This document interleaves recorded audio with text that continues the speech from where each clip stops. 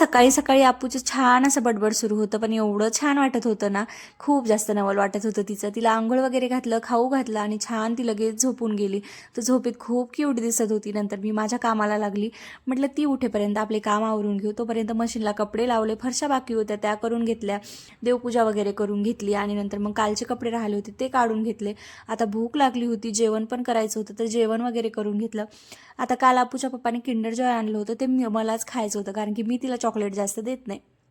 त्यामुळं ते पण मीच खाऊन घेतलं आणि त्यामध्ये असं काहीतरी लॉक निघालं होतं.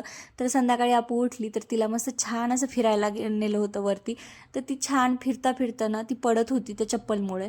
तर तिचं सुरू होतं हे सर्व. नंतर खाली आलो, तिचे पप्पा आले होते ऑफिसवरून, त्यांच्यासाठी मस्त चहा ठेवला आणि एकीकडे दूध तापत ठेवलं. मला पीठ पण मळून घ्यायचं होतं. आता स्वयंपाकामध्ये काय बनवायचं हा तर प्रश्न पडलेलाच राहतो.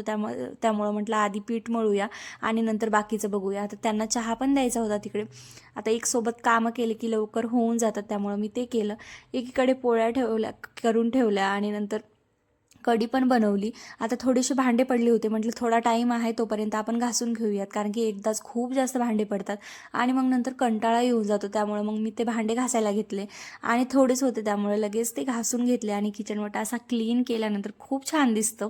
तर त्यामुळं मग तेच मी बघत होते की चला जेवणाच्या आधी आपल्याला थोडासा टाईम भेटला तर आपण त्यामध्ये आपण काय काय करू शकतो हे मी बघत होते.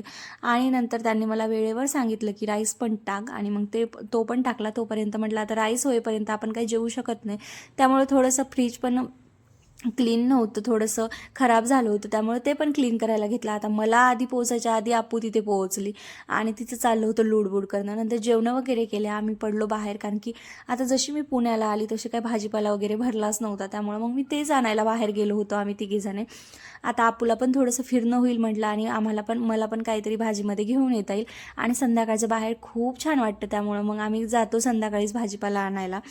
तर आणि संध्याकाळीच इथे भाजीपाला मिळतो या एरियामध्ये.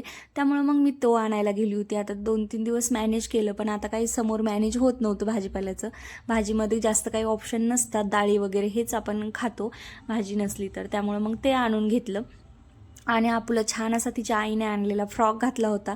तर ती क्यूट खूप दिसत होती, पण तिची मस्ती एवढी सुरू होती की तिला राहायचंच नव्हतं कडेवर, खाली उतरायचं होतं. भाजी पण ते थोडंसं घेतलं आणि अप्पूसाठी थोडंसं मला खिसणी वगैरे घ्यायची होती, ती घेतली. घरी आली, एवढी जड पिशवी घेऊन घरी आली. गाडीवरच आलो, पण ती उचलून मलाच आणावं लागली. नंतर त्यामधले भाजीपाला वगैरे काढले आणि मेन म्हणजे मला तुरीच्या शेंगा मिळाल्या. आता त्याचे सोले काढायचे आणि भाजी करायची, खूप छान लागते.